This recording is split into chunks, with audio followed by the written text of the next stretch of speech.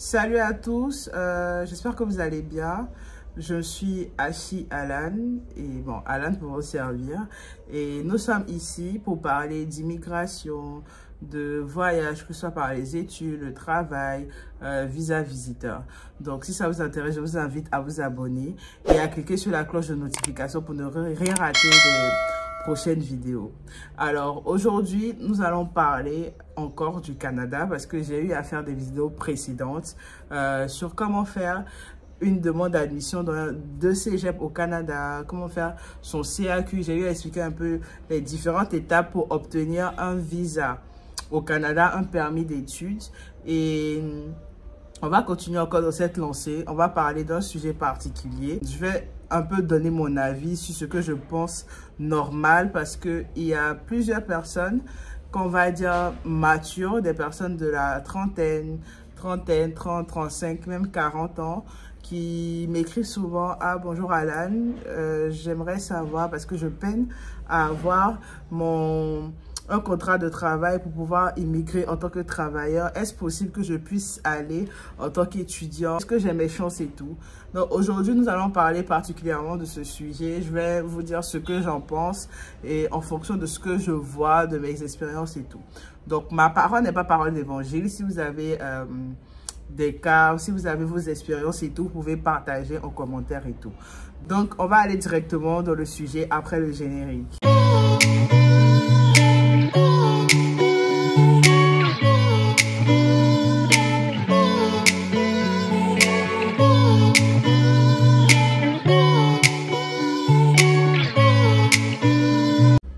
Alors, nous sommes de retour. Je suis encore heureuse de vous retrouver pour les anciens et pour les nouveaux. Bienvenue sur la chaîne. J'espère qu'elle vous plaira, les contenus vous plairont. Et si vous souhaitez voir certains sujets sur la chaîne, que j'aborde différents sujets, vous n'avez qu'à me dire, soit en commentaire ou par ma boîte mail. En tout cas, tout sera en description. Alors, aujourd'hui, nous allons parler, comme j'ai dit précédemment, si c'est possible, si une personne, on va dire mature, peut obtenir son visa pour les études au Canada. Donc, et comme je dis, je vais donner mon avis à moi, ce que je pense. Et si vous avez des avis contraires, vous pouvez voilà, donner vos avis, vos commentaires, votre expérience en commentaire, voilà. Peu importe le pays, que ce soit le Canada ou peu importe, il n'y a vraiment aucun âge pour étudier. Voilà, il n'y a vraiment aucun âge limite pour faire des études, pour poursuivre ses études ou reprendre des études. Voilà, il n'y a aucun âge limite.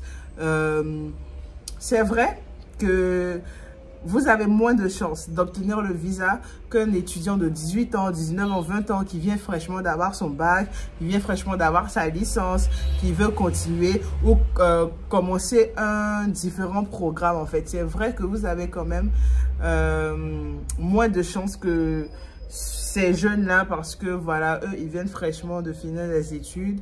C'est un peu normal. Ils ont la chance de pouvoir partir où ils veulent pour continuer leurs études, pour continuer leur cursus scolaire. Parce qu'ils ne travaillent pas encore, en fait. Ils n'ont pas encore vraiment d'expérience. Ils sont encore dans les bancs en train d'étudier.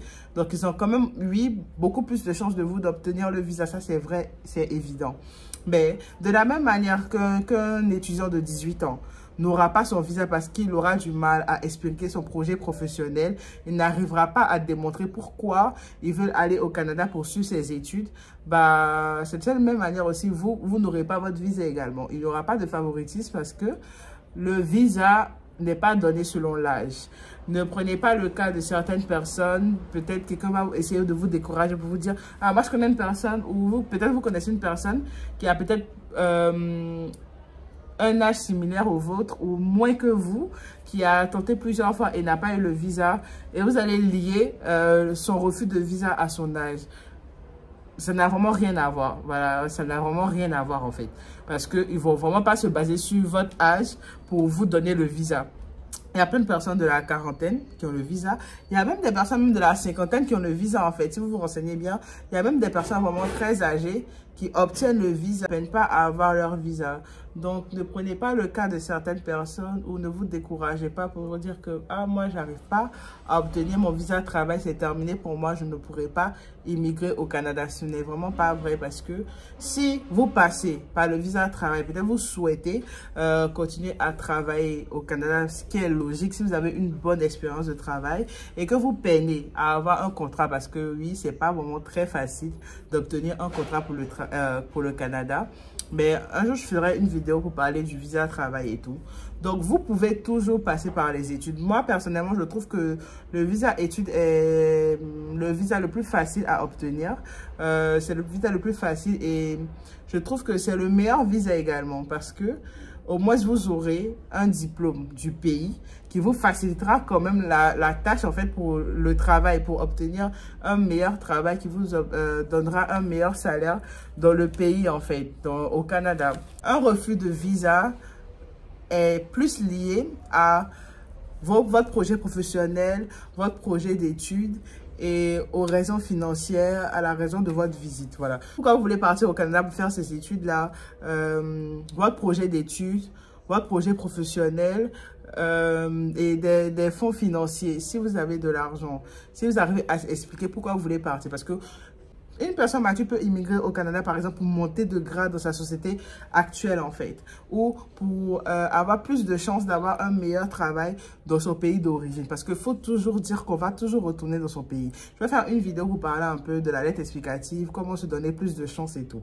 Donc, la personne doit dire que non, je veux avoir un meilleur travail dans mon pays, ou je veux monter de grade dans ma société actuelle, ou je ne pense pas avoir toutes les compétences requises pour le poste que j'occupe, où j'ai commencé à avoir une attirance, j'ai commencé à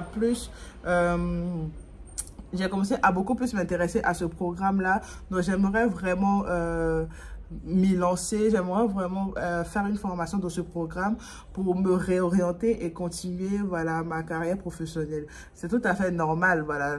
On a toujours le choix, on peut toujours se réorienter, on peut toujours aller à l'école. Vous devez juste avoir un projet conséquent, un projet cohérent et surtout ne pas vous décourager parce que le visa c'est un voyage en fait, c'est une grande expérience. De la même manière que vous pouvez obtenir votre visa la première fois, c'est de cette même manière que vous pouvez l'obtenir la deuxième, la troisième. Il y en a qui ne l'obtiennent jamais d'ailleurs. Mais ne dites pas que le cas de X sera votre cas. Non, c'est pas parce que vous connaissez une personne d'âge mature qui n'a pas son visa que ça sera le cas pour vous, que son visa est fortement lié à son âge. Non, je ne pense pas qu'un visa soit lié à l'âge. Tout dépendra de votre explication parce que l'agent d'immigration, c'est un humain comme vous. L'agent d'immigration, la personne qui s'occupe voilà, des dossiers, les personnes qui délivrent le visa ou autre, ce sont des humains comme vous. Ce sont des personnes qui doivent être convaincues de votre projet, de pourquoi vous voulez partir dans ce pays-là. Donc, vous devez vous-même vous mettre à la place de cet agent d'immigration et vous dire en écrivant votre lettre de motivation, est-ce que c'est normal en fait ce que je suis en train d'écrire? Est-ce que c'est assez convaincant? Est-ce qu'une personne peut m'autoriser à rentrer dans un pays avec un projet pareil en fait? Est-ce que je mets toutes les chances de mon côté? Est-ce que moi j'aurais délivré un visa à une personne qui m'explique ce genre de projet là? Et comme ça vous saurez si vous êtes sur une bonne lancée ou pas. Vous saurez si vous vous y prenez bien ou pas. Donc, ne vous dites vraiment pas que, à part, genre, si j'ai pas mon visa de travail, c'est fini, je pourrais pas immigrer au Canada. Non. La porte des études est toujours ouverte à vous. Vous pouvez toujours aller immigrer en tant qu'étudiant. Donc, j'espère que la vidéo vous aura plu. J'espère que vous allez comprendre un peu ce que j'ai essayé de dire. Ne vous dites pas que vous ne pouvez pas obtenir votre visa parce que vous avez 30, 40, 35. C'est pas le cas. Vous avez la chance. En même temps qu'un plus jeune, vous avez toutes vos chances, vous pourrez toujours immigrer. N'écoutez vraiment pas les personnes qui essaient de vous décourager. Faites en fait. Soit vous l'avez ou vous ne l'avez pas de toute façon. À part si on vous donne une interdiction de territoire pour de faux papiers montrés, vous ne perdez rien. Vous ne perdez rien du tout, à part un peu d'argent, mais vous ne perdez absolument rien. Tentez le coup, demandez votre visa d'études. Ne pensez surtout pas à votre âge. Vous avez le droit de continuer les études. Vous avez le droit de faire ce que vous voulez. Il n'y a pas d'âge pour ça. Merci d'avoir suivi jusqu'à la fin. J'espère que la vidéo vous sera utile et qu'on se retrouvera bientôt pour une nouvelle vidéo. Donc, n'oubliez pas de vous abonner et de cliquer sur la cloche de notification. À bientôt. Bisous.